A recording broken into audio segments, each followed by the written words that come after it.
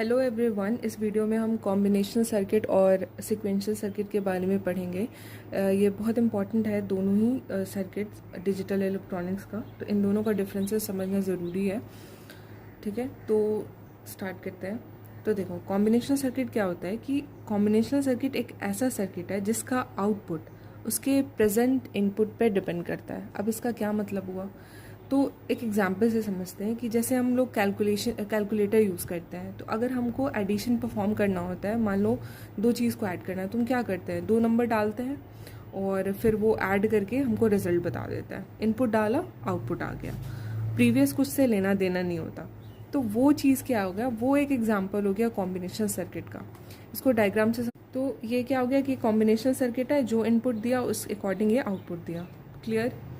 अब देखते हैं सीक्वेंशियल सर्किट ऐसा सर्किट होता है जिसका आउटपुट उसके प्रेजेंट इनपुट और पास्ट आउटपुट पे पास्ट ये क्या होना चाहिए, आउटपुट होना चाहिए। यहाँ पे पास्ट आउटपुट पे डिपेंड करता है। ठीक है, अब इसका क्या मतलब हो गया, तो इसको समझते हैं कि देखो, जैसे मान लो ऐसे समझते हैं कि एक काउंटर है, एग्जांपल से कि एक काउंटर है जो कि काउंट करता है। तो पहले वो 1 काउंट करता है, फिर क्या होता है वो अपने आप को 1 बढ़ाता है, 2 होता है, फिर 3। तो क्या होता है, प्रीवियस को वो ऐड करता जाता है करंट इनपुट पे।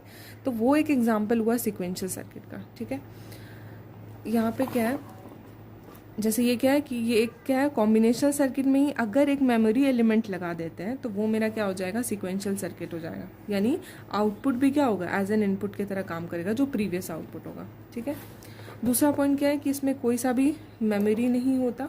कॉम्बिनेशनल सर्किट में कोई सा भी मेमोरी नहीं होता, बट सीक्वेंशियल सर्किट में क्या होता है, मेमोरी होता है ताकि वो प्रीवियस डेटा को स्टोर कर सके। इतना क्लियर हो गया।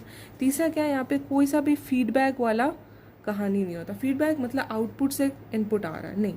बट सीक्वेंशियल सर्किट में क्या होता है, फीडबैक होता है। ठीक है, क्योंकि वहाँ पर क्या होता है कि आउटपुट जो होता है ना, वो एज एन इनपुट काम करता है। तो यहाँ पे फीडबैक वाला कॉन्सेप्ट है। ठीक है, ये क्या होता है, कॉम्बिनेशनल सर्किट यूजुअली क्या होता है, फास्टर होता है। ठीक है, फास्टर होता है क्यों, इनपुट दे रहा आउटपुट दे रहा है। ये क्या करता है, थोड़ा स्लोअर होता है क्योंकि मेमोरी से इसको डेटा फेच करना होता है, फिर करंट इनपुट दोनों मिला के आउटपुट देता है। ठीक है, तो यूजुअली स्लोअर होता है। कॉम्बिनेशन सर्किट का यूज़ हम लोग कब करते हैं, जब हमको सिंपलर टास्क परफॉर्म करना होता है, लाइक कैलकुलेशन। ठीक है, और जब कॉम्प्लेक्स टास्क करना होता है, जैसे टाइमिंग को काउंट करना, ये सारी चीज़ें क्या करता है सीक्वेंशियल सर्किट। एग्जाम्पल देखिए अगर कॉम्बिनेशन सर्किट का, तो जैसे एडर हो गया, फुल सब्ट्रैक्टर हो गया, मल्टीप्लेक्सर हो गया, डी मल्टीप्लेक्सर, इनकोडर, डिकोडर, ये सारे एग्जाम्पल है कॉम्बिनेशनल सर्किट के। और अगर सीक्वेंशियल सर्किट की बात करें तो उसका एग्जाम्पल हो जाएगा फ्लिप फ्लॉप, जो कि एक बेसिक मेमोरी एलिमेंट होता है, रजिस्टर्स, काउंटर्स। तो ये सारे एग्जाम्पल है। Thanks for watching.